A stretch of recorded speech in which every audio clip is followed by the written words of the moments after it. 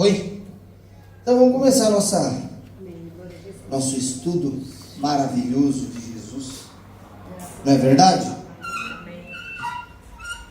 Glória a Deus. Glória a Jesus. Está chegando mais alguém? Pessoal, não quer perder não. Muito bem. Vamos então para a palavra de Deus. Vamos estudar aqui mais um dia, mais uma escola bíblica dominical. Na última escola bíblica dominical eu comecei falando bastante sobre fé. Bastante coisa sobre fé. E eu gostaria de falar um pouco mais sobre fé. Porque a fé, ela é tudo. Né? O que acontece? Tudo o que nós movimentamos hoje no mundo espiritual, nós movimentamos por fé. Nada que Jesus fez pode ser movimentado pela quantidade de flexão de braço que você faz, barra, nada disso. Quantidade de oferta que você dá, nada disso pode movimentar o que Jesus fez naquela cruz. A única coisa que pode movimentar o que Jesus fez naquela cruz é a fé. Então, se a gente não entender sobre fé, a gente fica sempre com um problema. Por quê? Porque geralmente o maior problema de todas as pessoas é: Abner, como que eu oro?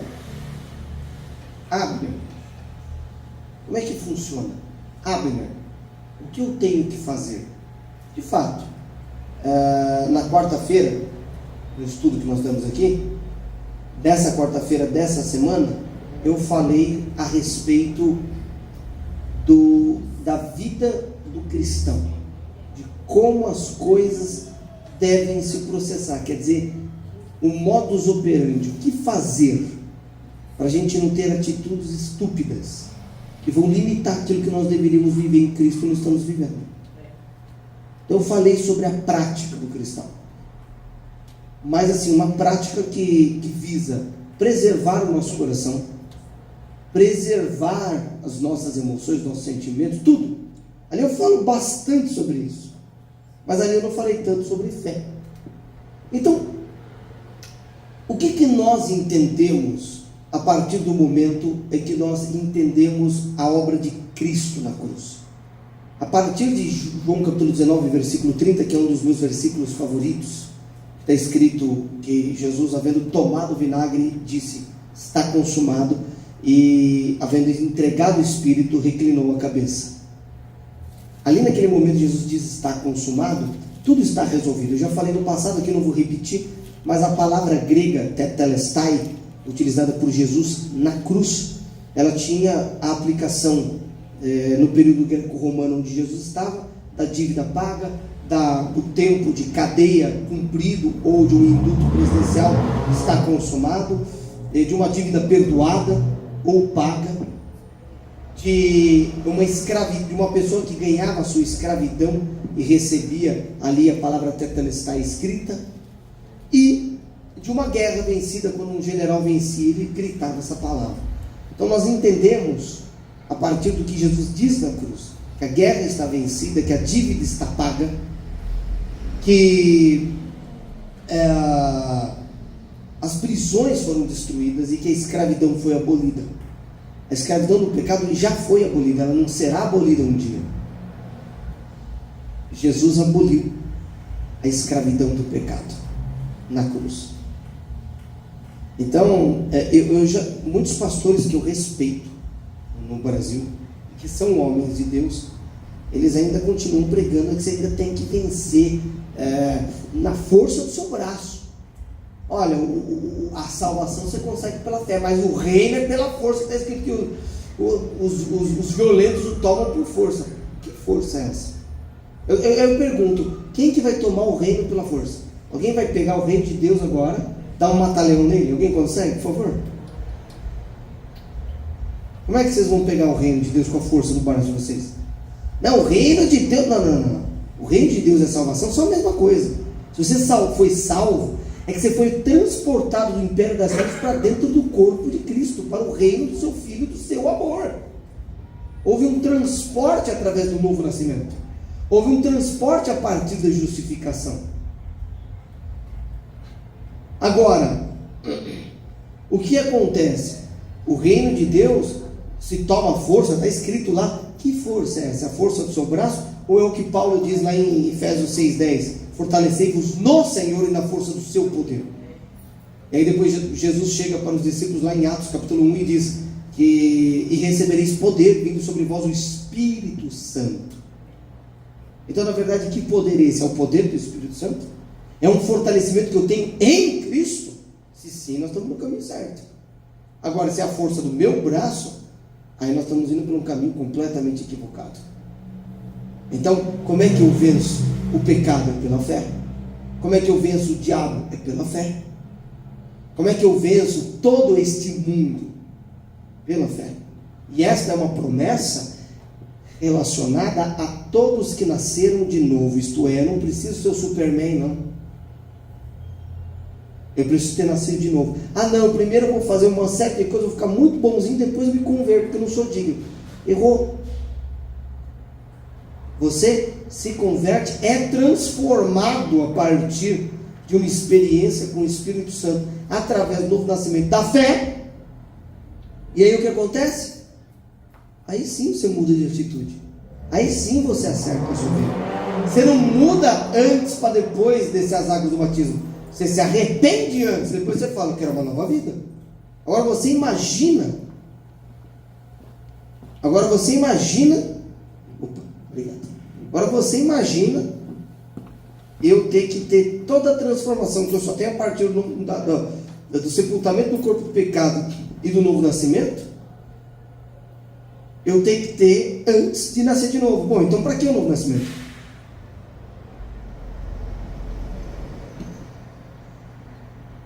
E se eu sou transformado pela força do meu braço e pela minha violência, para que Jesus morreu na cruz? Para eu ter que usar da minha força para entrar? Então essa semana me enviaram fala assim, ó, o reino é pela fé. Mas, não, a salvação é pela fé, mas o reino é pela força. Falei, irmão, tem um equívoco aí significativo. Porque o que acontece? Quando eu sou uma pessoa religiosa, que aprendi a minha vida inteira a fazer tudo pela força do meu braço, todo o evangelho eu vou enxergar a partir desse prisma. Que cada leitor faz um livro. Então, se os seus olhos, uma vez meu pai teve um sonho, uma visão, que ele pregava sobre a fé, sobre a nova aliança, e a pessoa não conseguia enxergar. Ele olhava, o olho dela estava opaco. Aí o Espírito Santo vinha e colocava o dedo no olho dela. Quando colocava o dedo no olho dela, os olhos dela ganhavam cor. E ela começava a entender. Então, deixa eu te dizer, a conversão é um milagre. O abrir da visão é um milagre. E enxergar corretamente o evangelho já é um milagre. Então, lá em 1 Pedro 5,8 ele vai dizer que é pela fé o quê? Olha lá, 1 Pedro 5,8. Sede sóbrios, vigiai o vosso adversário, o diabo anda em derredor, rugindo como, bramando como leão, buscando quem possa tragar, ao qual resistir firmes na fé. Como é que você resiste o diabo? Está lá escrito lá em Tiago, resistir ao diabo, ele fugirá de... Agora, como é que você vai resistir? Ele está dizendo, você o resiste pela fé. Você vai sair no tapa com o demônio? Até dá. Eu, quando era muito imaturo, ficava desafiando o demônio. O que acontecia? Às vezes eu saía no braço com ele. Para quê? Eu achava que isso era sinônimo de fidelidade a Deus. Ser um grande servo de Deus. Não, isso era sinônimo de estupidez e farisaísmo e justiça própria. Mas eu me vangloriava disso. Já lutei pessoalmente, fisicamente acordado com o demônio. E digo mais, nunca usei nenhum tipo de droga, né?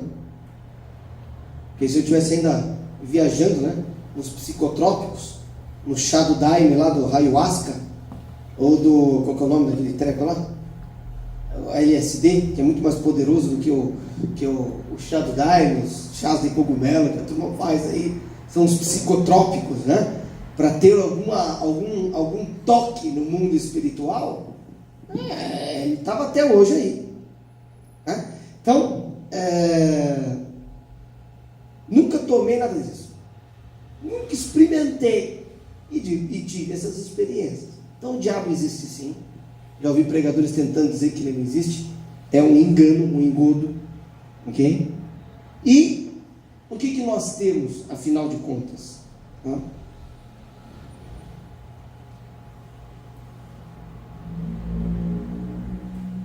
que nós temos, afinal de contas? Vencemos o diabo pela fé. Vencemos o mundo, 1 João 5,4, esse versículo tem que estar guardado na sua cabeça até a volta do nosso Senhor Jesus Cristo, porque todo que é nascido de Deus, então, houve um novo nascimento? Sim, todo que é nascido de Deus. Isso é uma promessa para todo o que é nascido de Deus. Quem não é nascido de Deus venceu o mundo? Não, gente. Agora, aquele que é nascido de Deus, todo o que é nascido de Deus vence o mundo. E esta é a vitória que vence o mundo, a nossa fé. Então, aqui o que nós temos? Como que se vence o mundo? Fé. Fé no quê? Porque fé tem gente que tem fé na ondinha, fica pulando, né? Final do ano, no Réveillon, vai lá pular 7 ondinhas lá, não vai? Para ver se coloca, como que é? Coloca pendurado assim no espelhinho do carro, pé de coelho, figa, não é verdade? Porque aí dá tudo crendice. Coloca espelho na frente do jardim para refletir os espíritos maus e espantar. Coloca sal grosso, né? Abre a Bíblia e deixa no Salmo 91. Você entra na casa da pessoa, está aberto no Salmo 91 ali assim. Aí o pessoal, aí esses dias me perguntaram, mas adianta colocar assim um espelho no jardim? Eu falei, oi? Você entra com demônio no coração e ainda coloca o espelho no jardim. E que adianta colocar o espelho no jardim sendo que o bicho está no coração? Me liga, irmãos. As crendices que a turma tem. Crendices. Então, fé existem diversas. Ok? Agora o que ele diz? Quem é o que vence o mundo, senão aquele que crê que Jesus é o Filho de Deus? É diferente. Aquele que crê que Jesus é o Filho de Deus, aquele que crê na obra que Jesus completou naquela cruz. Aí é diferente. Você só vence se você crê naquele que venceu e está dentro dele. Aí você tem vitória. Fora dele, meu amigo, é derrota atrás de derrota. Nele é vitória atrás de vitória. Por quê? Somos mais do que vencedores por aquele que nos amou. Não é por nós mesmos, não é pela nossa justiça própria, não é pela nossa força e não é pela violência do nosso braço. Né? Como dizia lá no Antigo Testamento, não por força nem por violência, mas pelo teu Espírito. Ora, se não é por força nem por violência, é pelo Espírito, sim ou não? E se é pelo Espírito, não adianta tentar ficar fazendo, né, malabarismo. A gente tem que crer na obra consumada de Jesus. Sim? Então vamos lá. Como é que vence o mundo? Fé. A nossa fé. O que é a fé dentro de você? É o poder de Deus por meio do Espírito Santo. É o poder ilimitado de Deus por meio do Espírito Santo em você. Não é pouca coisa. Em 1 João capítulo 2, versículo 15, ele diz: não ameis o mundo, nem o que no mundo há. Se alguém ama o mundo, o amor do Pai não está nele. Mas o que importa é o amor. O que importa é o amor, não precisa ser de Jesus. Eu não faço mal para ninguém, né? Eu não faço mal para ninguém, por que eu preciso de Jesus? Eu só agradeço as pessoas, ajudo a velhinha a atravessar a rua. Se a sua bondade fosse suficiente para te salvar, para que Jesus morreu? Bastava ser bonzinho, gente. Para que Jesus morreu naquela cruz? A bondade de ninguém é capaz de salvar ninguém. Você pode ser a pessoa mais boazinha da terra. Você vai herdar a salvação? Sem Jesus? Não. É isso que faz a fé cristã ser odiada no mundo inteiro. O espiritismo, o esoterismo em geral prega o quê? Pela caridade sois salvos. Não é pela fé, sois salvos. Então você tem que fazer a caridade, porque é pelas suas lindas obras que você vai reencarnar de forma mais evoluída na próxima reencarnação. Não é? Mas o cristianismo fala: Jesus é o caminho, a verdade e a vida, e ninguém vai ao Pai a não ser por Ele. Então você pode fazer a caridade, você pode fazer malabares, você pode se esfregar no chão, você pode pular uma perna só, você pode dar para todo mundo os melhores presentes, ofertas que existem no mundo, você pode se sacrificar, você pode extinguir a miséria do mundo. Se você não aceitar Jesus, você vai para o lago do fogo do inferno. Por quê? A nossa caridade não pode nos justificar.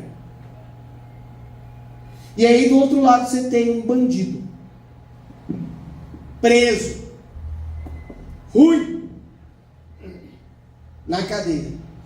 Aí vai lá o pregador pregar. Você crê que Jesus Cristo é a sua justiça? Você quer receber o dom? Eu quero. Crê, batiza e entra no céu. E o cara que fez caridade e acabou com a miséria do mundo vai direto para o lago do fogo do inferno. Que não aceitou Jesus, não existe outro caminho. Isso faz a fé cristã ser odiada. Sabe por quê? Ela vai dizer: todos os deuses de todas as outras religiões são demônios. E todos que servem a qualquer coisa a não ser a Cristo estão servindo a demônios. Sejam pessoas que estejam adorando deuses do panteão africano, hindu,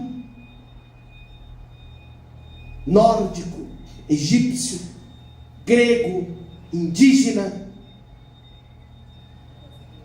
seja o que for, estão adorando demônios. Demônios. Paulo diz claramente em Gálatas: vós que estáveis outrora adorando outros deuses, estão adorando a demônios. Os que não são por natureza deuses, são demônios. Então, o que muda dentro da fé cristã? Você precisa de Jesus. Irmãos, não existe outro caminho para o Pai. Então como é que eu venço? Só existe um caminho: Jesus. Ele venceu, então portanto eu posso vencer. Eu não venço pela força do meu braço, eu venço pela fé. Pela fé eu venço. Muito bem. Pela fé eu venço. E como é que eu venço pela fé? Se é pela fé que eu venço, a fé é algo tão importante. Lá em Hebreus capítulo 11, no versículo 6, o escritor aos Hebreus vai dizer claramente, Hebreus 11, 6: ora, sem fé é impossível agradar a Deus. Sem fé o quê? Impossível. Mas eu estou fazendo tanta força para agradar a Deus. Que bonito. Não é suficiente. mas eu estou fazendo tanta força, mas hoje eu fiz tudo certo. Eu obedeci a mamãe e o papai. Você não teve fé? Não, então você não agradou a Deus. Ainda que você tenha obedecido o papai e a mamãe. Sem fé. Tem um amigo missionário que ele falou que um dia ele se decepcionou. Ele falou que ele era uma pessoa muito religiosa e ele tinha arriscado a vida dele por Jesus em países perseguidos, lá do outro lado do mundo. Foi até pego por alguns radicais uma vez. Foi uma coisa assim que ele viveu tremenda. Um dia ele estava buscando a Deus nos seus devocionais e ele ouviu a voz de Deus audivelmente. Falou com ele: sabe o que eu gosto em você? Ele disse: o que o Senhor gosta em mim? A única coisa que eu gosto em você, e que eu admiro, e que eu me alegro em você, é a sua fé. Ele falou que ele ficou decepcionado, porque ele achou que Deus ia elogiar ele, porque ele arriscou a vida dele, porque ele fez mais do que os outros, porque ele se sacrificou mais pelo Evangelho. Ele achou que Deus ia ficar, e a única coisa que agradava a Deus que ele possuía era a fé. Ele falou que ele ficou decepcionado, porque ele falou assim: eu era muito religioso, eu era muito fariseu nessa época, então eu fiquei decepcionado. Eu entendi que era só a fé. Gente, está escrito aqui: sem fé é impossível agradar a Deus. Irmão, você pode fazer o que você quiser. Mas então agora também, a vida inteira eu fiz achando que era dessa maneira que agradava a Deus.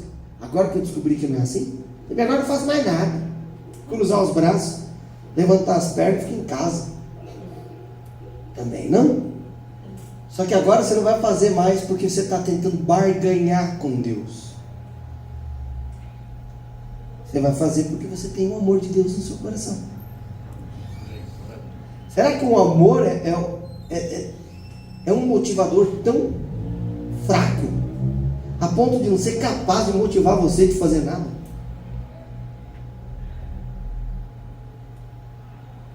E tem muita gente pregando sobre o galardão, né? Olha, grande vai ser o galardão. Grande vai ser o galardão. Então todo mundo na igreja resolve fazer algo por causa do galardão. Galardão existe. O que é o galardão? O louvor de Deus. Um dia Deus vai chegar para você e falar: obrigado. Você se permitiu ser canal na vida daquele irmão. O pessoal está achando que galardão é que ele vai receber uma coroa maior, feita de ouro. Gente, o que me interessa ouro no céu? O que eu vou fazer com ouro lá? As ruas são de ouro. Eu falo: que graça tem? Eu vou andar em cima de uma pedra de ouro. O que adianta andar numa pedra de ouro? Me diga, o que você vai fazer? Andar em cima do ouro, andar em cima desse piso aqui, para mim é a mesma coisa. Não, mas a coroa vai ser mais bonita. Vai ser um pouco mais pesada? Então que coroa é essa? É a coroa de glória, a coroa da justiça. O mérito é de quem? De Jesus. Se o Abner é alguma coisa aqui hoje, é por causa da obra que Jesus fez por ele, sim ou não? Então o mérito de o Abner ser alguém é de quem? De Jesus. O mérito não é do Abner. O mérito é de Jesus. Glória a Deus. Então, queridos, sem fé é impossível agradar a Deus. Você vai fazer alguma coisa? Faça por amor.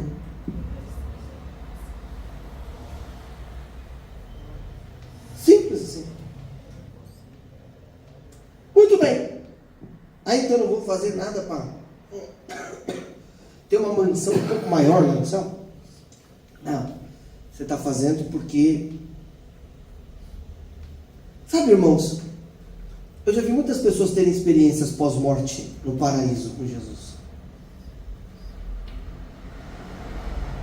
Muitas contaram muitas coisas. Mas teve uma experiência que meu pai teve.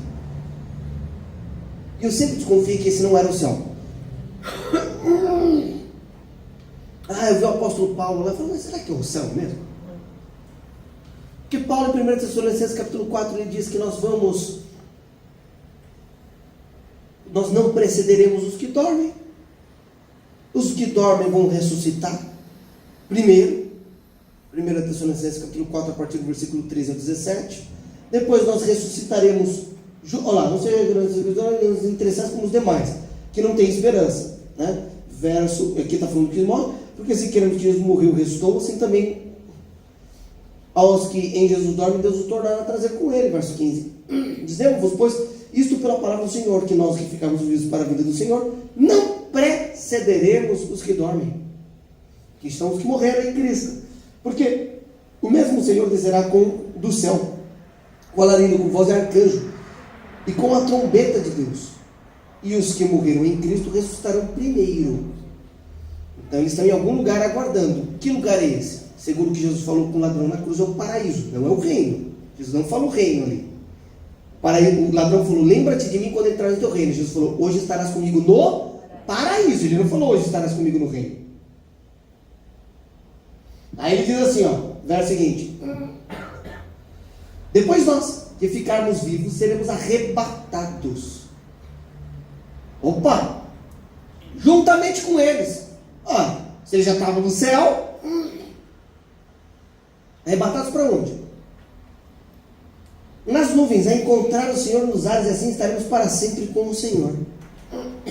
Menino, aqueles que estavam salvos em Cristo e morreram, existe alguma consciência pós-morte? Tudo indica que sim. Tudo indica que existe uma consciência na alma, no espírito, em outras dimensões, onde nós coexistimos. Nosso corpo está nessa dimensão, mas e a nossa alma e nosso espírito em quais dimensões? A ciência vai muito limitada para nos dar explicações. Não é verdade? Agora, independentemente disso, depois nós vamos sermos arrebatados juntamente, e assim estaremos para sempre com o Senhor. Então calma aí. E eu estou ficando me perguntando, será que é o céu mesmo? E o meu pai estava falando sobre esse assunto e estava querendo saber o que era. Aí, obrigado. No final das contas, o meu pai teve uma experiência. O meu pai teve uma visão. Nessa visão, era a última missão a ser feita. Não. Ele olhou para o mundo, ele estava aqui no mundo, e o mundo estava acabando. Ele olhava assim, sabe aquelas visões apocalípticas de filme? Os prédios queimados, as pessoas começavam a se desfazer, e tudo começava, os climas começavam a ficar horrível, as pessoas começavam a morrer, uma coisa horrível. E tinham naves que estavam vindo para resgatar pessoas. Ele viu uma última nave chegando. Quando aquela última nave chegou, ele subiu a nave. E aí eles foram para um lugar, saíram da terra, chegaram num lugar onde só tinham pessoas perfeitas e bonitas. E todo mundo estava achando que ali era o céu. E meu pai começou a olhar. Olhou. Só que ele percebeu o seguinte, que nesse ambiente, ainda algumas pessoas se comparavam. Elas ainda comparavam um pouco da perfeição de um para com o outro. Ele falou, não pode ser o céu. O céu não tem isso. Aí chegou o líder daquele lugar e falou, nós temos uma última missão para ser feita. Só uma pessoa vai poder ir. E é incerta essa missão. Aí meu pai pegou, pensou e falou, bom, aqui não é o céu mesmo.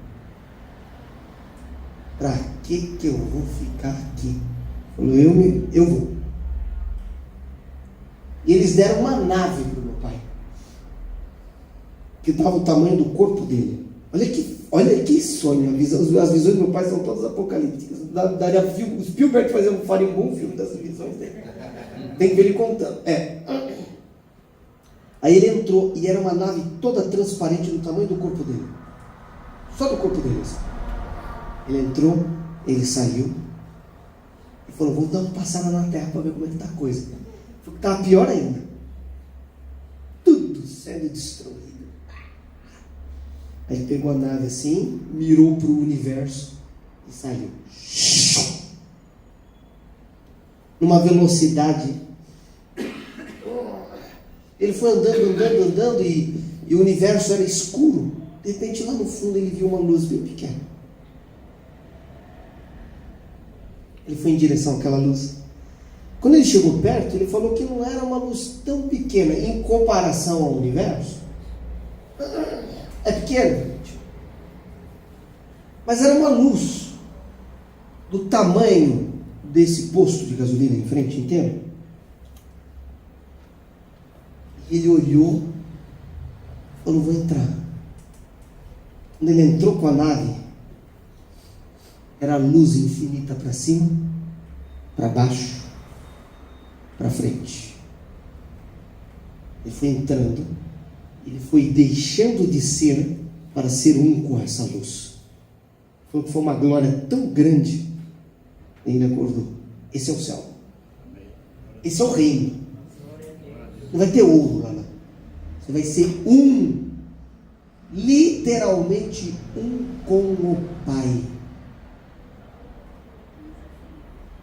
que é luz.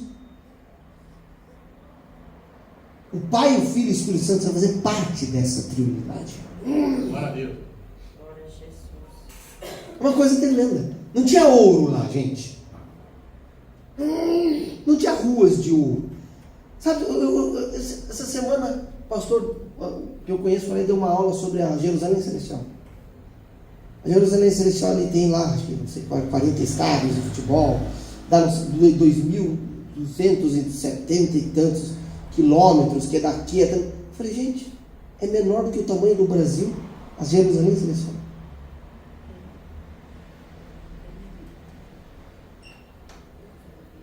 Sabe, gente, eu acho desmerecer. Então o que é a Jerusalém Celestial?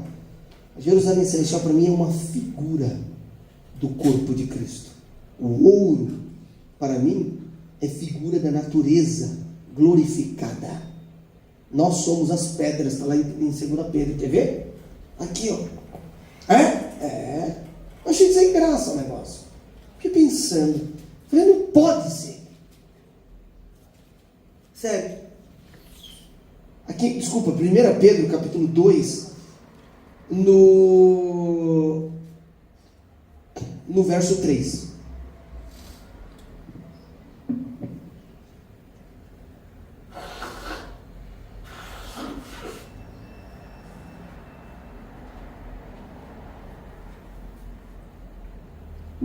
Olha só.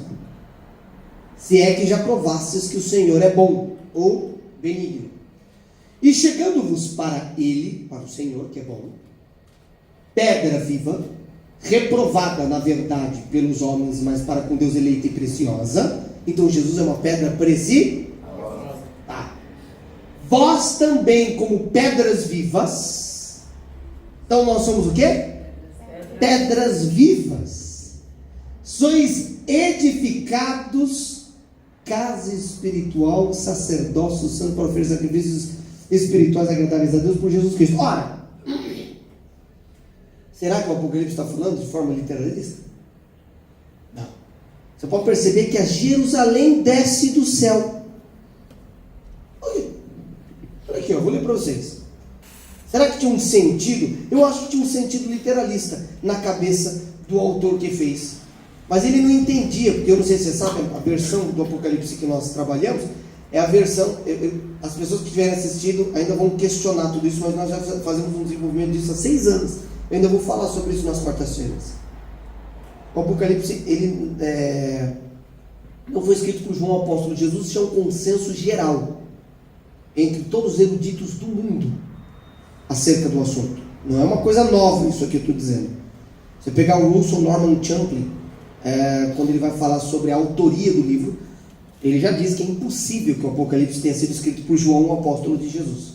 Então nós trabalhamos que o Apocalipse foi escrito por um João, possivelmente o Batista, contemporaneamente a Jesus. Ele é muito mais jovem do que se imagina.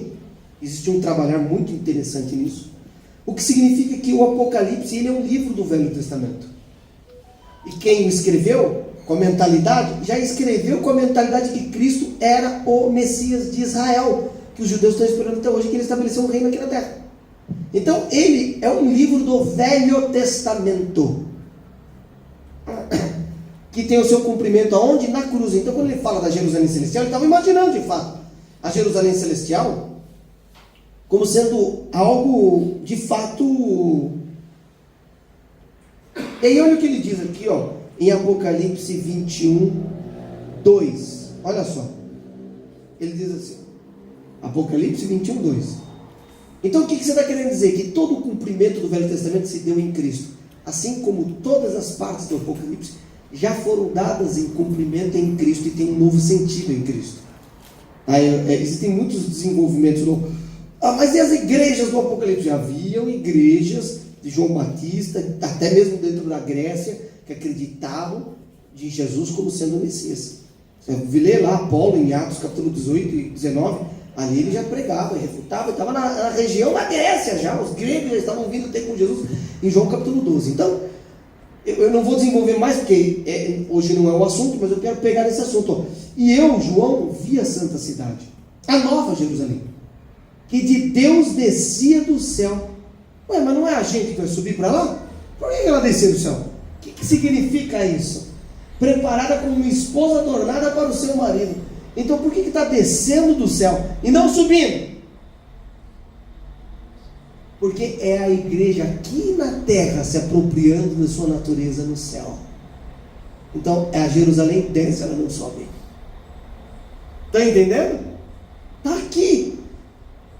E ouvi uma grande voz vinda do trono que dizia: eis o tabernáculo de Deus, que está com os homens, pois com eles habitará, e eles serão o seu povo, e Deus mesmo estará com eles. Então a Jerusalém Celestial é o tabernáculo, somos nós, sendo edificados como pedras vivas, como Pedro disse. Então, quando você analisa, aqui mesmo no capítulo 21, ele vai falar da Nova Jerusalém a partir do versículo 9, eu não vou ler, e a partir do versículo, ele vai começar a falar aqui, ó, dos materiais, verso 17, seu muro era 154 côvados, 154 côvados, e aí ele diz, segundo a medida de um homem, segundo a medida de um homem, isto é, de um anjo. Quer dizer, um anjo tem a medida de um homem, verso 17, né? 21, 17. Ó.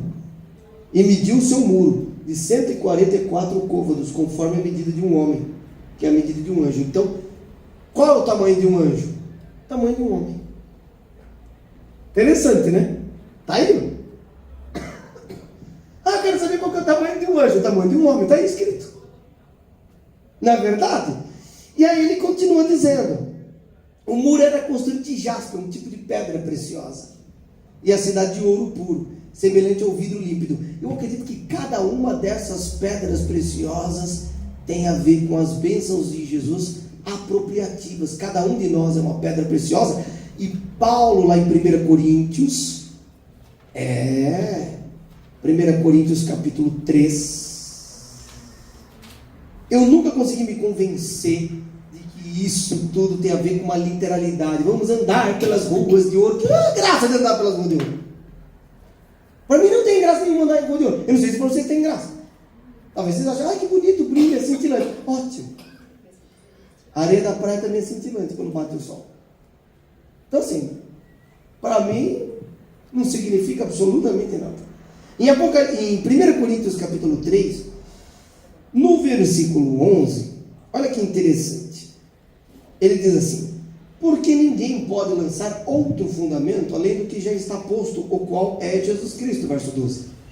Se alguém sobre esse fundamento formar um edifício de ouro, pedra, prata ou pedras preciosas, calma aí, então literalmente você vai lá construir um templo de ouro, prata e pedras preciosas sobre o fundamento que é Jesus. Cadê Jesus para você construir fisicamente isso?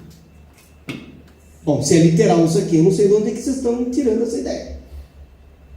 Então o que é Se alguém sobre o fundamento edificado, ouro, prata, pedras preciosas, madeira, feno e palha. Por que madeira, feno e palha? Madeira, feno e a palha queimam com o fogo, porque vai ser provado pelo fogo. Olha no verso seguinte.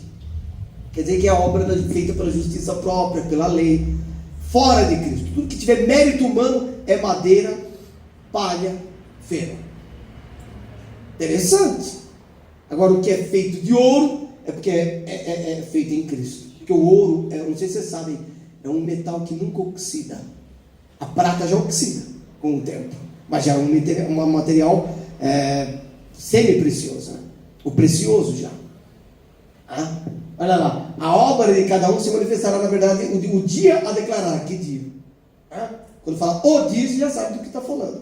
Porque pelo fogo será descoberta ou provada, e o fogo provará qual seja a obra de cada um. Então, a obra de cada um pode ser feita em Cristo, ouro, prata e pedras preciosas, ou pode ser feito pela minha força, madeira, feno e palha. Queima. Quando chegar aquele dia, sabe o que vai ficar de louvor humano? Nada. Vai virar poeira. Acabou. Naquele dia, o fogo vai passar. Mas eu construí isso, aquilo. Acabou. Só fica Cristo. Só fica as almas que foram ganhas. Aí estão as pedras preciosas. Fantástico. Então veja. Então do que nós estamos falando aqui? Essas pedras preciosas da Jerusalém Celestial, para mim, são todas características apropriativas da igreja aqui na terra, das coisas de Deus, da identidade deles em Cristo. Então, quanto mais nós nos apropriamos, mais a Jerusalém está descendo, mais nós somos um com o Pai, mais o nosso coração começa a vivenciar estas coisas. E tudo isso acontece pela fé. Fé é ouro. É ouro? Claro. Está lá em 1 Pedro, capítulo 1, no versículo 5. Olha lá em 1 Pedro 1, 5. Olha o ouro aí, ó. O que é feito de ouro? Edifício feito de ouro. É um edifício feito é a obra feita pela fé. Eu quero fazer coisa de ouro para Deus. Fé é mais preciosa que ouro, meu filho.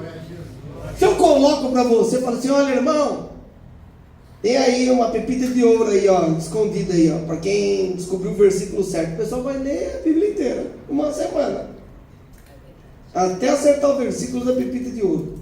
Mas pela fé ninguém faz nada, porque os interesses humanos às vezes são mais preciosos para o ser humano do que a fé, mas não para Deus. Interessante. Para Deus a fé é ouro. Olha aqui, ó, que mediante a fé estáis guardados no poder de Deus. Quero estar guardado. Fé é fé. Daqui, ó, para a salvação, já prestes para se revelar no último tempo. Verso seguinte: em que vós grandemente vos alegrais. Então você está se alegrando. Quem tem fé tem uma alegria estranha, mesmo em meio às provações. Ainda que agora importa, sendo necessário que estejais por um pouco contristados com várias tentações. Deixa eu dizer uma coisa: todo cristão passa por um processo. Mas precisa passar? Precisa. Esse processo, até quando ele se converte e ele entende quem ele é em Cristo, ele pode acelerar esse processo ou retardá-lo. Mas geralmente a pessoa, ela passa por uma diversidade de coisas, provações, etc e tal, até que ela tenha completo entendimento de quem ela é em Cristo, até que ela tenha um completo entendimento da fé.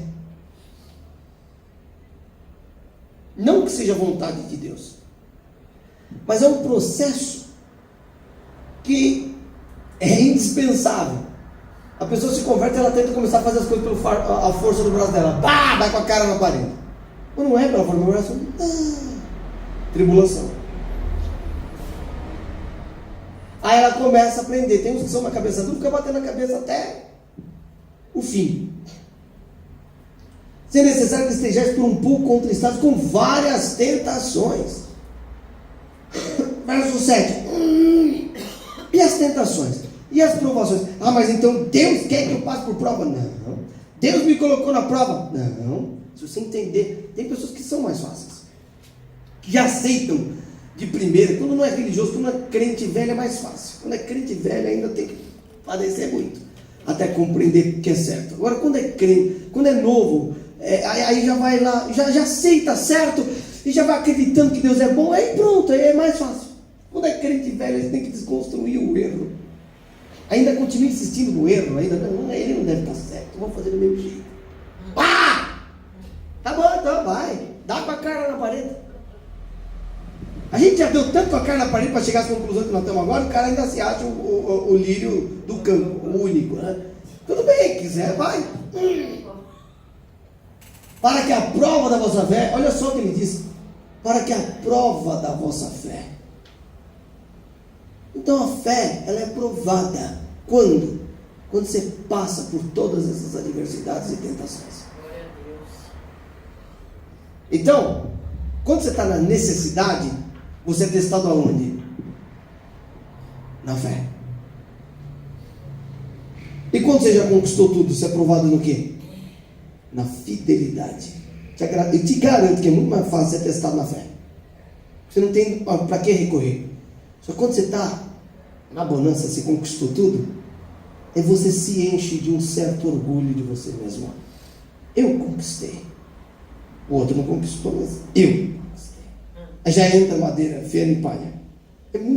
É praticamente impossível disso não acontecer. Aí você fala, não, eu não acho que eu devo ser fiel nisso, naquilo. Eu preciso. É tudo eu. Cristo começa a perder o mérito. Porque você está pensando, agora você já passou pela prova inicial da fé, de ter que ser testado, você já passou por essa etapa.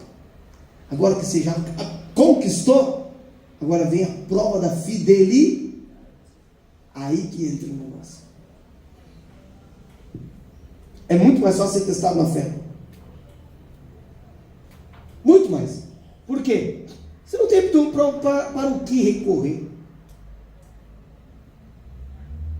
Então ele diz aqui, para que a prova da vossa fé na tribulação, muito mais preciosa do que o ouro. Então Deus considera a fé mais do que o ouro.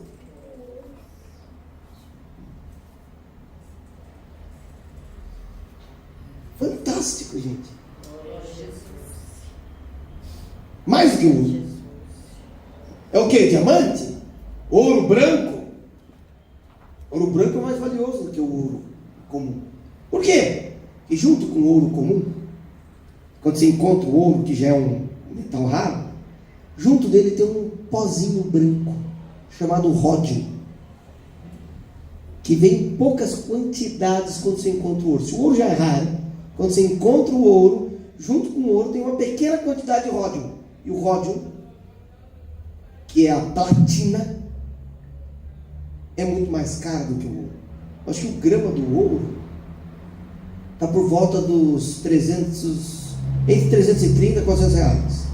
Talvez já esteja mais. A última vez que eu verifiquei faz uns 6 meses atrás, então eu posso estar errado.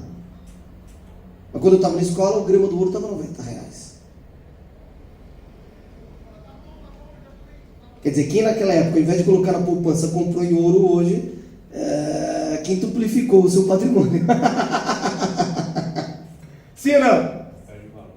Pois é, não perde, não tem inflação do ouro, porque o ouro cada vez fica mais raro. Agora, só para vocês terem uma ideia, acho que, se não me engano, o grama da platina do ródio, 400? Já está 400, meu Deus. Há pouco tempo atrás estava 300. Está vendo? Quem investiu em ouro estava bem agora. Pouco tempo atrás, viu? Faz menos de um ano que eu olhei, estava 300. Quem colocou lá ganhou 100% em 6 meses. Oh! Glória a Deus! Nada como o Bitcoin, né? Quem colocou lá agora já ganhou 400 mil vezes. Agora veja. Está valendo 400 mil reais um Bitcoin. Não, 300 e pouco. 300 e poucos mil. Quem comprou, na época que estava sendo vendido, estava valendo R$1, $1 cada um. Quem comprou e deixou lá, hoje está com... Cada um que ele comprou por $1 estava com 400 mil agora. Fantástico. Pois é. Subiu o valor astronomicamente. Agora veja. A platina, se não me engano, o grama estava $4.000. Muito mais do que o ouro, que está R$300. Uau! O grama. Então, quando ele diz muito mais precioso que ouro, gente, para Deus a fé vale demais. O ser humano fica atrás de ouro, a corrida do ouro, garimpando, nossa, achei o ouro, ai, vou vender. Feno, palha e madeira. Agora, a fé vossa fé é muito mais preciosa do que o ouro que perece e é provado pelo fogo. Então o fogo é a tribulação. A tribulação vem, prova e deixa mais puro o ouro. Sabe que as tribulações da nossa vida, elas são uma oportunidade? As tribulações não são uma coisa ruim. As tribulações só são uma coisa ruim na visão de uma pessoa que não acredita que todas as coisas cooperam para o bem daqueles que amam a Deus. Todas as tribulações que eu passei até hoje, elas purificaram a minha fé. Elas me fizeram buscar mais a Deus.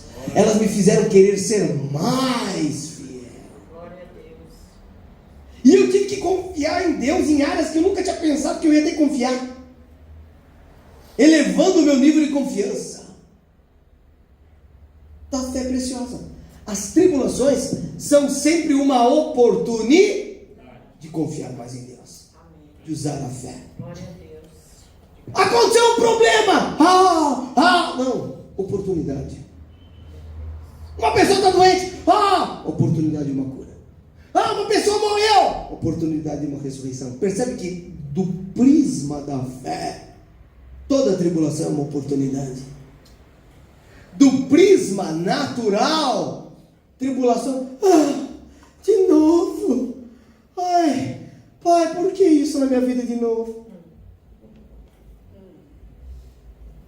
Pastor, Oi. eu tinha um tio, ele trabalhava com ouro, né? Uhum. Ele era tão rico, que ele falava assim, que nem Deus, ele falava desse jeito, nem Deus acabava com a riqueza dele. Pois ficou pobre. Morreu do nada. Podre de... Morreu e deixou para os herdeiros gastar depois, fazendo sei lá o que, ou depois perdendo todo o E nem dinheiro. teve mais. Acontece de vez em quando. Oi? Acabou de um nada. Acaba. É. Toda aquela vanglória. O Lenilton estava contando que ele pregou para o tio dele. Ele se converteu fervorosamente, chegou lá, tio, Jesus é bom, tá. E o tio dele estava com seus 40 e poucos, quarentão. O tio ainda está com saúde. Se eu me converter agora, eu vou ter que deixar de fazer um monte de coisa. Você tem razão, tudo que você falou está certo. Quando eu tiver com 60 anos eu me converto, aí eu me aplico a Deus, porque agora eu quero aproveitar a vida. Em 3 meses ele estava na autópsia, fazendo autópsia do corpo do tio morto, infarto fulminante. A vanglória do homem, jactância. O homem é orgulhoso. E aí o tempo acaba, o que você falou. Acabou. Ele andou toda aquela luta, toda aquela batalha. Você quer ouro? Tá aqui, ó. Fé. Se acha em louvor. Como é que faz quando ele é provado pelo fogo? Na provação. Se acha em louvor, honra e glória na revelação de Jesus. Vem a provação na sua vida. Você reage com louvor e glorifica Jesus. Oh, que maravilha. Que maravilha. Crê. O que você achou quando veio o fogo? Jesus. Fé. Agora vem a tribulação. Sabe? Acho que não me valoriza. Sabe? Não. Passou por uma dificuldade? Existe uma oportunidade. Vou contar a história de um camarada que eu conheço pessoalmente. Esse camarada, ele ficou 15 a 18 anos dentro de uma seita. Ele vendeu todos os bens dele. Entrou para essa seita porque ele foi convencido de que ele tinha que dar tudo para esse falso apóstolo. Ele deu tudo, fez. O falso apóstolo falou que Jesus jogou lá, tirou a moeda da boca do peixe que estava no mar. E o mar é o mundo e o peixe são as pessoas desse mundo. Então o negócio é você arrancar. Você já ouviu saquear o inferno? São pessoas crentes que dizem: vamos roubar as pessoas desse mundo. Em nome de Deus, nós estamos saqueando o inferno. Gente, isso não é saquear o inferno, isso é perder a alma. Roubar os outros é perder a alma, não é saquear o inferno. Roubar as pessoas não tem nada a ver com o reino de Deus. Mas tudo bem. Ele foi lá, sabe o que esse falso apóstolo convenceu ele? Ele movimentava um dinheiro na conta dele, sei lá, todo mês depositando 10, 20 mil, com alguns dinheiros diferentes. Ele sempre ia lá, retirava o dinheiro e acabava depositando o mesmo dinheiro. Aí ele conseguiu um limite de, sei lá, 90, 100 mil reais. Fez o empréstimo, nunca pagou. Isso chama-se estelionato. E esse falso apóstolo fez isso com umas 4, 5 mil pessoas. E o pessoal vendia tudo e ia para uma fazenda, ficava lá. Dizendo que se guardar do mundo, desliga tudo, joga o celular fora, e aí você fica se preservando para Deus, se santificando. Separava marido de mulher, ficavam umas mulheres numa fazenda, homens em outra para não ter relação sexual, porque a relação sexual dentro do casamento ia te deixar impuro. O pessoal estava lá 10 anos sem tomar Santa Ceia, que todo mundo era indigno. Tudo bem, esse camarada perdeu muito tempo, só que ele nunca aceitou ser separado da família dele. E ele percebeu que a coisa estava estranha. E ele acabou sendo comunicado, acabou tendo acesso às minhas pregações. Falou: eu estava sendo enganado, não quero mais fazer parte disso aí. Saiu, foi batizado no Espírito Santo, que lá eles também proibiam falar em línguas. Eram céticos quanto ao Espírito Santo. Aí ele foi lá, recebeu o Espírito Santo, entendeu a nova aliança, começou a viver curas, tudo. Aí ele começou o negócio dele.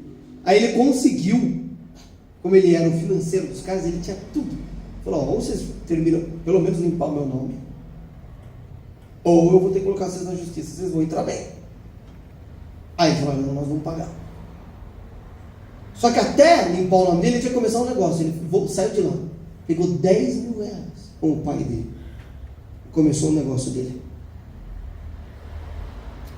E ele chegou para mim e falou assim: Abner, eu falei: o quê? Antes de eu vender tudo e entregar para eles, eu trabalhava na mídia secular. E eu trabalhava numa empresa muito grande, era um desses grandes atacados, não era atacadão, era um outro, eu não sei se era açaí. E ele falou assim: todo mundo ficava reclamando do trabalho.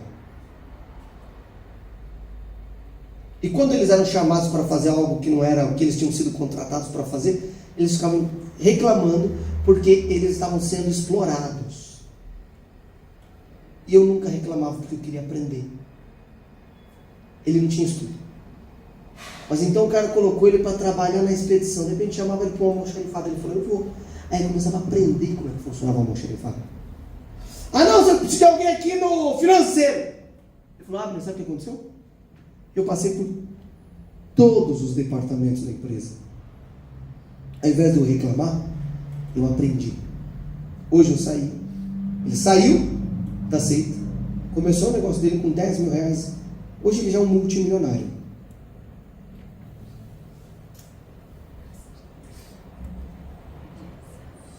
E eu falei para ele, quando ele estava começando, eu falei: você vai prosperar demais.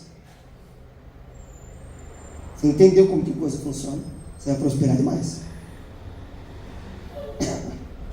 Ele não parou de prosperar.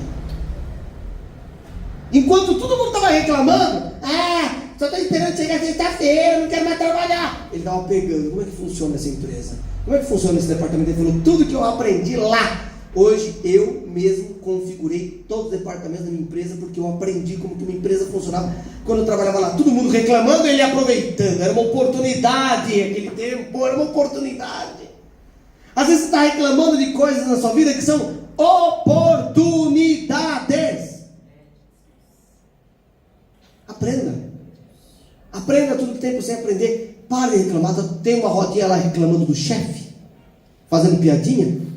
Não faça parte. Vai lá, glorifica a Deus, agradece, aprende. Você vai ver as coisas acontecerem. Então, como é que o que acontece quando você passa pela tribulação? Tem uma das interpretações do Apocalipse, não necessariamente está dentro do desenvolvimento novo que eu faço, mas eles pegavam todas as igrejas aqui do Apocalipse, eles diziam que cada igreja é um período da igreja na história. A igreja de Éfeso é a primeira igreja, a igreja primitiva, e assim por diante.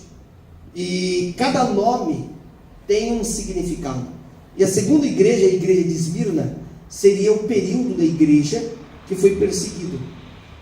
Dentro dessa interpretação, acho que foi inclusive Sir Isaac Newton que fez essa interpretação, se não me engano. Ele tem uma interpretação, o cientista mesmo, ele tem uma interpretação do Apocalipse que é muito boa, vale a pena ler, viu? E aqui em Apocalipse 2:8 ele diz: ao anjo da igreja em Esmirna escreve: isto diz o primeiro e o último, que foi morto e reviveu. Conheço a tua tribulação e a tua pobreza, mas tu és rico. Então, o que ele está falando? Ele está falando dessa igreja. Não sei se você sabe, 95% da igreja primitiva de segunda geração era de analfabetos. E aqui ele está falando: isto diz o primeiro e o último, conheço a tua tribulação. Então, foi a que mais passou por tribulação, porque viveu durante o período de maior perseguição. Foram 10 imperadores romanos. Olha aqui, ó. A tua tribulação, a blasfêmia dos que dizem ser judeus e não o são, porém são sinagogas. Não temas que elas vão padecer. Eis que o diabo está para lançar alguns de vós na prisão, que de fato aconteceu, para que sejam provados. E tereis uma tribulação de 10 dias, porque foram 10 imperadores romanos até Constantino, que se converteu. Interessante, né? Ser fiel até a morte, porque foram muitos mártires nessa época. E dar-te-ei a coroa da vida. Quem tem ouvidos, ouça o que o Espírito diz à igreja. O que vencer, de modo algum, sofrerá o dano da segunda morte. Gente, cadê tenho contra ti nessa igreja? Não tem. A única de todas as igrejas do Apocalipse que não tem tenho contra ti isto, é essa igreja. É a igreja que mais passou por tribular. As outras igrejas, tudo. Por exemplo, a igreja de Éfeso, que eu não sei se você sabe a palavra Esmirna, vem de esmirra. Mirra era uma especiaria, um perfume que era colocado para os defuntos, do corpo dos defuntos. Quer dizer, significa mortificação.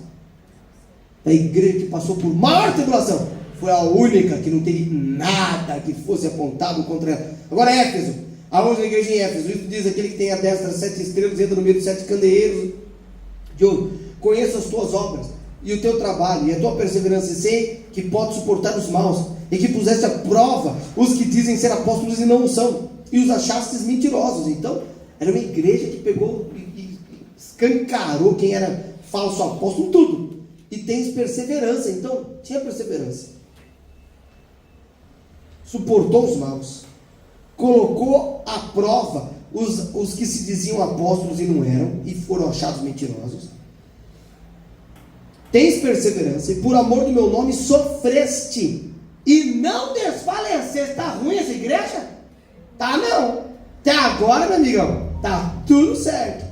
Só que tem o versículo 4 que não tem na igreja em Esmirna. Eu não sei você gostaria que Jesus falasse um monte de coisa boa, depois falar, tenho contra ti algo? Eu não gostaria de ouvir isso de Jesus. Você fez, você não desanimou, você foi até o fim, porém, verso 4, Apocalipse 2:4. porém, contra ti, que deixaste o primeiro amor. Que adiantou fazer tudo isso? Perdeu o primeiro amor. Isso é tão sério que é perder tudo. Olha só. Verso 5. Lembra-te, pois, de onde caíste. Isso é arrependimento. Lembrar de onde você caiu e voltar para onde você nunca deveria ter saído.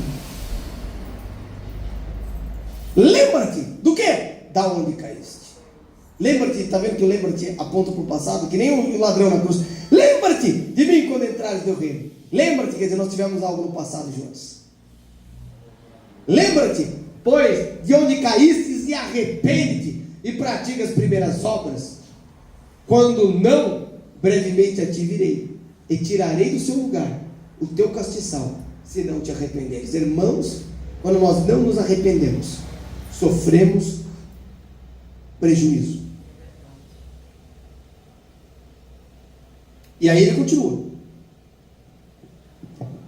Tens, porém, isto, que odeia as obras dos nicolaítas, as quais eu também odeio. Não sei se você sabe, os nicolaítas eram um grupo religioso da época que estabelecia hierarquia.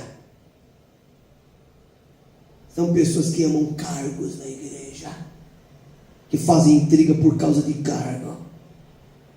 Ah, mas eu sou apóstolo. Não, mas eu sou pastor. Não, mas eu sou semideus, eu sou bispo. Porque isso é as obras dos nicolaítas. Hierarquia. Deus odeia hierarquia. E eles também odiavam, graças a Deus que odiavam. Que bom. Quem tem ouvidos, ouça o que o Espírito diz às igrejas. Ao que vencer, dar-lhe comer da árvore da vida que está no meio do paraíso de Deus. Então veja. Veja só. E aí você vai andando. Esmirna é a única igreja que não tem contra ti nada. Éfeso deixou o primeiro amor. Infelizmente, irmãos, nunca deixe o primeiro amor. Sabe aquela primeira paixão? Não deixe apagar no seu coração. Sabe o que apaga? Fofoca, maledicência. Ah, mas aquele pastor, você está fazendo, está perdendo seu tempo, hein? Você deixa o seu coração se contaminar. Perde o primeiro amor, vira um crente morto. E se não se arrepender e não voltar de onde estava, vai perder tudo. Guarde o que eu estou falando. Esmirna não tem isso. Esmirna era pobre, mas era rica, porque a riqueza está na fé, que é provada pelo fogo, pela tribulação, é mais preciosa do que o ouro. Suntuosos templos, mas não tem mais fé. Uma vez chegou um homem para o outro, né? Agora eu não lembro, me contaram essa. Nossa, você está vendo o tamanho dos nossos templos? Não temos mais necessidade nenhuma, pastor. Olha o tamanho do nosso prédio. Ele falou, nós temos tudo isso, mas os mortos não ressuscitam mais.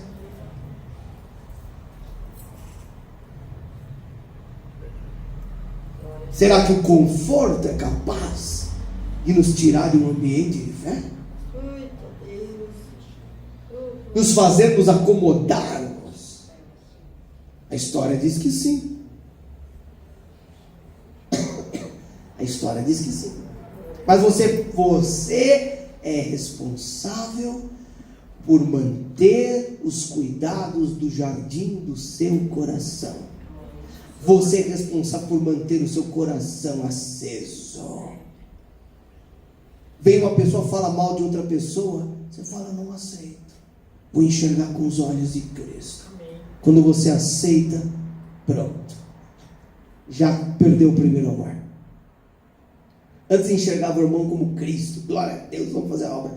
Primeira crítica. É verdade.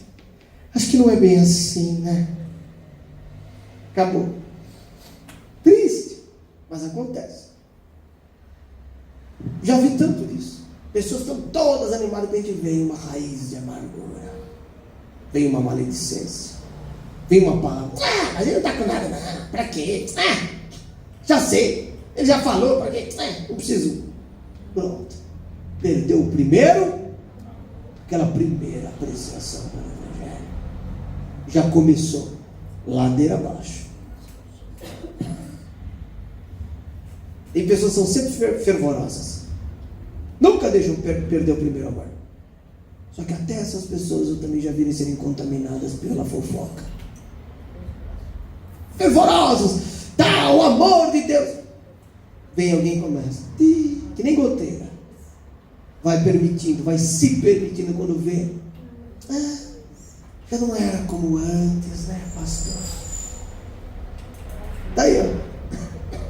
De fato, seu coração não era como antes. Não é que a circunstância não é mais. É o seu coração contaminado que não é mais. Então são várias igrejas aqui. A última é Laodiceia. Se de fato essa Laodiceia é o último período da igreja, faz até algum sentido. Está percebendo que faz algum sentido o que eu estou falando aqui? Ainda que não seja. Ele diz assim: Laodiceia significa opinião dos homens. O último período da igreja é a opinião dos homens. Pode ver hoje. O que mais tem? Divisão denominacional. Eu penso assim, não, aquele pastor pensa, eu não penso. Não, mas a minha opinião, mas a minha opinião. São mais de 30 mil denominações, irmãos. Ao anjo da igreja em Laodiceia escreve: isto diz o Amém, a testemunha fiel e verdadeira, o princípio da criação de Deus. Conheço as tuas obras, Apocalipse 3,15 agora. Conheço as tuas obras, que nem és frio, nem quente. Oxalá foras frio ou quente. Assim, porque és morno e não é quente nem frio, vomitar-te-ei da minha boca. Era morno, entrou no estado de mornidão. É o último período de igreja. Hoje é muito comum as pessoas que acham que são fervorosas e não são mais. Mas aceitei Jesus. Morno, não vibra mais pelas coisas de Deus. Morno, tem uma série de desculpas para buscar mais o mundo do que a Deus. Tem muita coisa para cuidar, para fazer. Tudo bem, está lá, ficou morno. Não busca mais de todo o coração. O problema é que o morno, ele não se considera morno. É um pecado oculto. É que nem um orgulho. Quem é orgulhoso não acha que é orgulhoso. O orgulho é um pecado oculto. A pessoa não percebe que ela está naquele pecado. Assim, porque és morno, não é quente nem frio, vomitar-te-ei da minha boca. Verso 17. Por quê? Olha só. Como dizes? Rico sou. Calma aí. Em Esmirna, Jesus falou: és pobre, mas és aqui. Não recebeu o testemunho do Senhor. Falou: sou rico, mas és pobre. Como dizes? Rico sou. Estou enriquecido. De nada tenho falta. Tem doutrina, tem palavra, tem prédio, tem as melhores equipamentos, tenho carro. Aqui, ó. E de nada tenho falta. E não sabes que és um desgraçado. Uau! Miserável, pobre, cego e nu. Ó, mornidão, justiça própria, arrogância, orgulho, jactância. Eu sou crítico de todos que existem na terra. Eu sou melhor. Tem nada. Eu sou rico. Eu tenho a melhor doutrina que as outras igrejas. E não sabes que és um miserável, desgraçado, pobre, cego e nu. Como Deus enxerga? Não é como você enxerga e acha, é como Deus enxerga e vê. É muito fácil a gente entrar para a mornidão. É pior do que perder o primeiro amor, porque o primeiro amor pode te levar para a mornidão. Quer dizer, Éfeso recebeu a advertência para não chegar nesse ponto. Essa não. Essa já estava nesse ponto. Entrou na mordidão, achava que tinha tudo e não tinha nada. Verso 18. Olha o que ele vai dizer aqui, ó. Aconselho-te que de mim compres ouro refinado no fogo. Será que está falando literalmente, gente? Será que ele está pedindo para você fazer cotação do ouro e começar a comprar? Gente da igreja, vamos comprar ouro. Você vai achar, fala assim, tá louco, né, Abner? Será que quando o Apocalipse fala de ouro, ele está falando de ouro literalmente? O que é o ouro provado no fogo? Ele está falando, volta lá para Esmirna. Aquela turma era rica e tinha uma coisa mais preciosa do que o ouro, que é a fé provada na tribulação. Uma vez eu perguntei para ele, eu estava lá na missão. Falei, Deus, por que às vezes os milagres acontecem mais aqui? Porque quando a gente está no conforto em casa, Jesus falou, você está enganado, Abner. Quando as pessoas estão debaixo de perseguição, como elas não têm mais como depender do homem, como depender do Estado, como depender da polícia para trazer segurança para elas, eles são obrigados a depender integralmente de mim. Se tivesse chance, eu não confiava 100%. Se tivesse oportunidade, eu confiava mais na polícia do que em mim. Se a polícia não estivesse lá para prender deles, porque eles são cristãos. Então, pelo fato de eles se tornarem obrigados a terem que depender de mim, eles passam a viver no ideal que eu gostaria que todo cristão vivesse. Você pode viver esse mesmo ideal lá no conforto da sua casa. Não é o ambiente. O problema é quando você volta para sua casa, você deixa de confiar 100% em mim. Só isso. Se você tiver o mesmo nível de confiança que eles são obrigados a terem aqui, no seu conforto, na sua casa, você vai ver o mesmo nível de sobrenatural que eles vivem aqui. Eu não me manifesto mais porque tem mais tribulação ou menos tribulação. Eu manifesto onde existe fé. Então, se você tiver fé, você vai ver o sobrenatural de Deus acontecer. Glória a Deus. Aconselho de mim que compres ouro refinado no fogo. É a fé provada na tribulação que se acha para o louvor, glória e honra de Jesus Cristo, para que te enriqueças. Como é que você vai enriquecer? Quero enriquecer, pastor. Você quer enriquecer? Tenha fé. Fé vale muito mais do que o ouro. A fé te traz suprimento material, quando todos aqueles que têm riqueza perdem tudo com qualquer porcaria de crise criada pelo homem nesse mundo. E quem não tem fé não tem nem provisão, porque a confiança dela está no que ela tem lá na poupança. Olha lá, provado para que te enriqueças em roupas brancas. O que é roupa branca? Roupa branca é a santidade. Será? Por exemplo, vou fazer uma pergunta. Edson, se eu polegar direito, se eu oferecesse 500 mil reais, você cortava o seu dedo e jogava fora? 500 mil já falei. E por 1 milhão? E por 5 milhões? Então quer dizer que o seu polegar vale mais do que 5 milhões.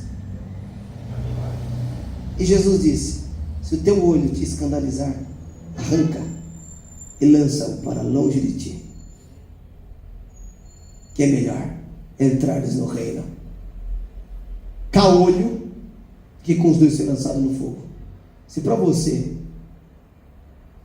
o seu polegar vale mais que 5 milhões, que dirá a santidade, que vale muito mais que um membro. Com o tempo eu fui perceber que ela vale mais não só do que uma mão ou do que um membro, mas do que a minha própria vida. As pessoas não valorizam mais a santidade. A santidade foi banalizada pelos pregadores modernos. Até os que pregam a graça, ao invés de pregar uma moral elevada, que a graça nos capacita e nos empodera para vivermos, tentam relativizá-la. A santidade é a coisa mais importante. Temos a possibilidade de termos o caráter de Deus em nós, pela fé. Agora eu vou ficar tentando achar desculpa, usando a Bíblia, para viver uma vida carnal e mundana. Não vou buscar me santificar. Não vou buscar ter uma vida liberta do pecado. Vestes brancas, para que te vistas e não apareça a vergonha da tua nudez. Por quê? Pensa que está vestido, mas está nu. Está com roupa bonita, está com roupa de marca, mas espiritualmente está nu, porque não está vestido da justiça de Cristo, está vestido da sua própria justiça ou de qualquer outra coisa. E que unges os teus olhos com colírio para que vejas. O que é o colírio? Você coloca lá, plim, plim, plim. O que é o colírio? Será que está falando de olho físico? Será que está falando para comprar colírio ali na... Qual que é o nome? Esqueci, tinha um nomezinho lá. Não, do colíriozinho. Será que está mandando você comprar? Não. O que é o colírio espiritualmente falando? Água, na Bíblia, Espírito Santo e palavra.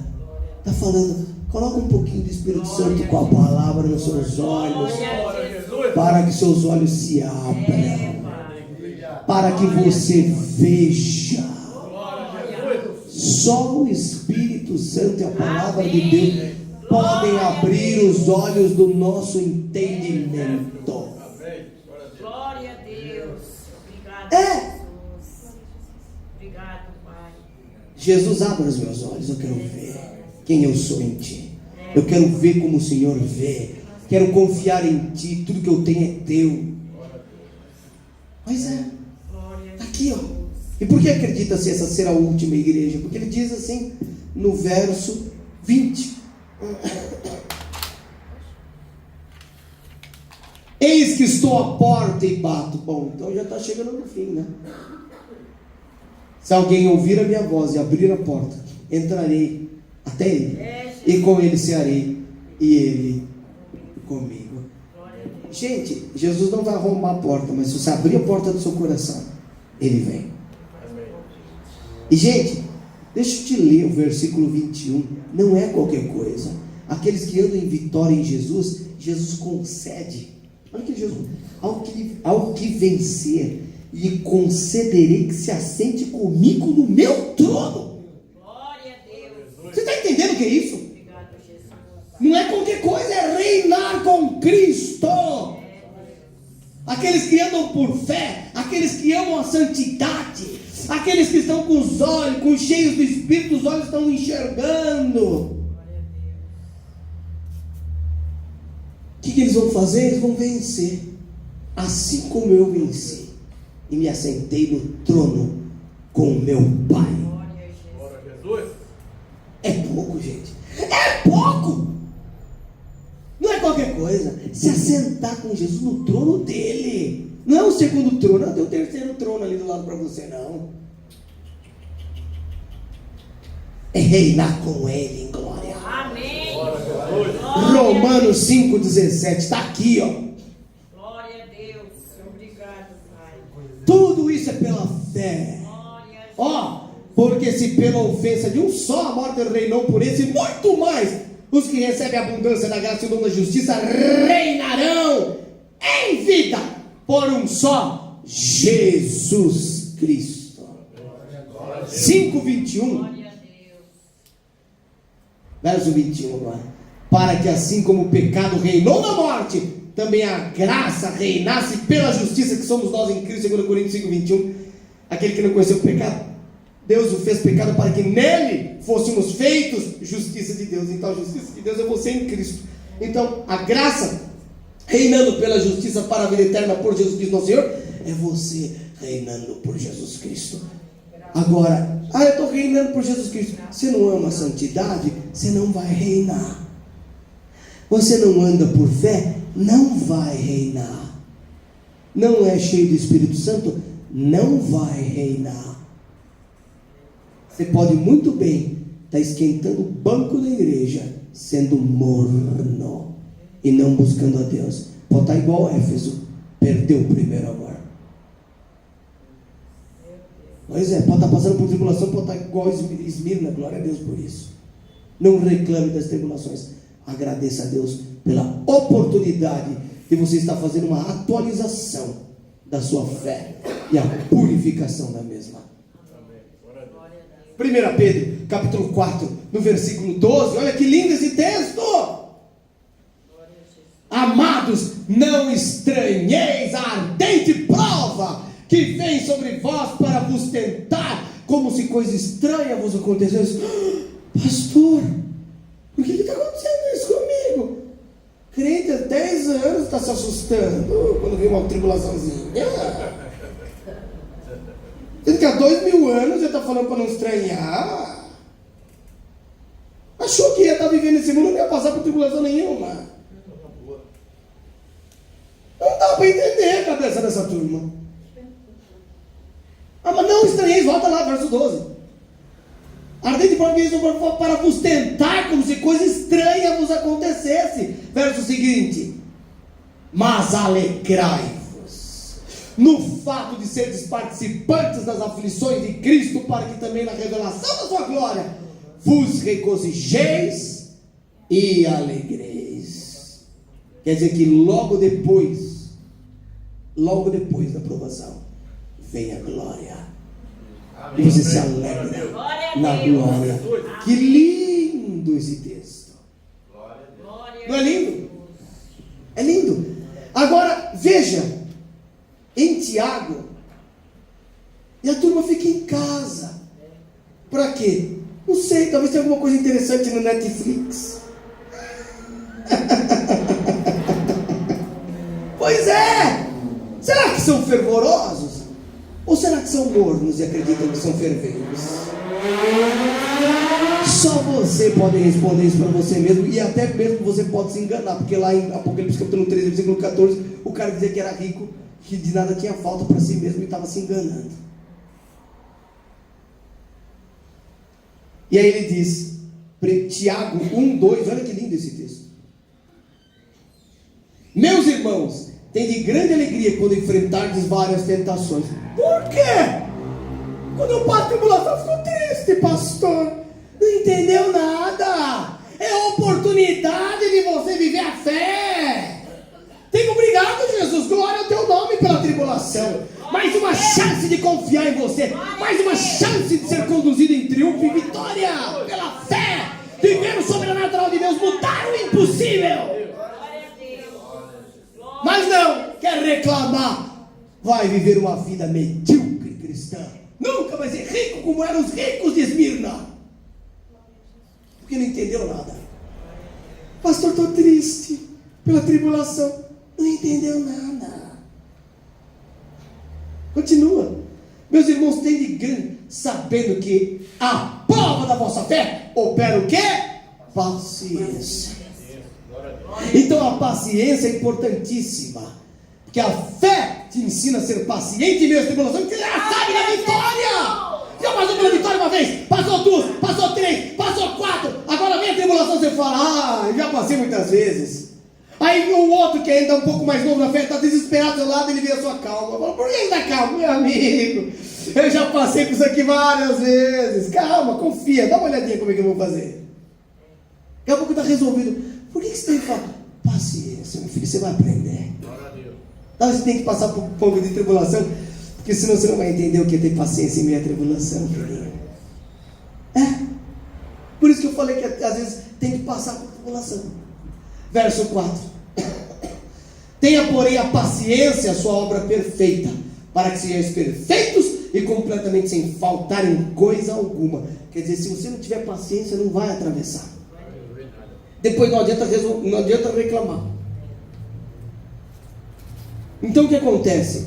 Olha lá em Romanos, capítulo 5, no versículo 3. Deixa eu ver se é o 3 mesmo. Isso mesmo. E não somente isto, mas também nos gloriamos das tribulações, O pessoal fica só glorificando quando é bênção. Ai, ganhei loteria. Até o macumbeiro glorifica nessa hora. Até o satanista, glória a Deus. Tá aqui, ó. E não somente isso, mas também nos gloriamos nas tribulações, sabendo que a tribulação produz como disse Tiago, a tribulação produz a paciência. E o que a paciência faz? E a paciência, a experiência. Por isso que eu falei, já passei por isso. Por isso que a gente tem que escutar os mais velhos. Escutar o que os mais velhos têm para falar para a gente. Ao invés de ficar na frente do celular achando que porque assistir um vídeo porcaria de YouTube, eu sei mais que meu pai, do que meu avô, do que minha avó. Cala a boca, desliga o celular e escuta eles.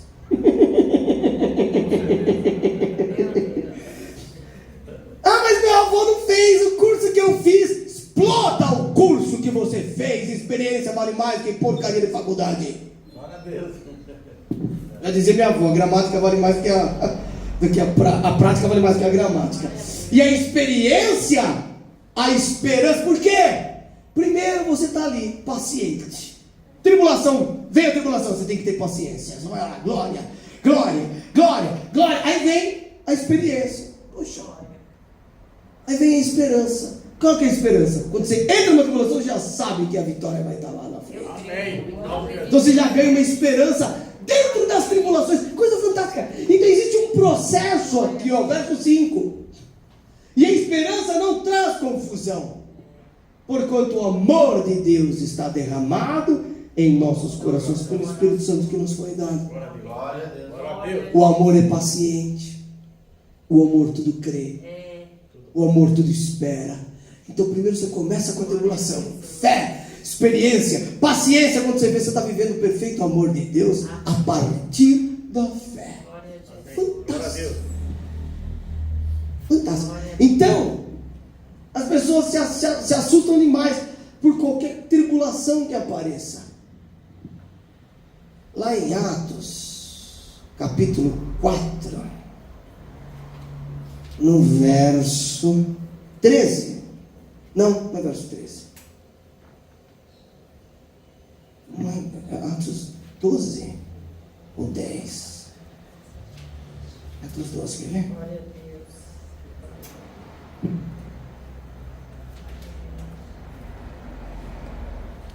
Jesus. Glória a Deus. Desculpa. Atos capítulo 14, no versículo 22.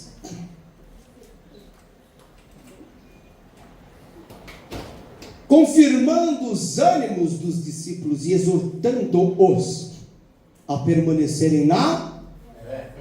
É o que nós estamos fazendo aqui. Creia, indubitavelmente. Está aqui, ó, na fé. Pois que por muitas tribulações nos importa entrar no reino de Deus. Glória a Deus.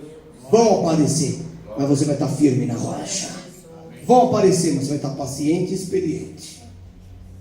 Só não vá para a mornidão.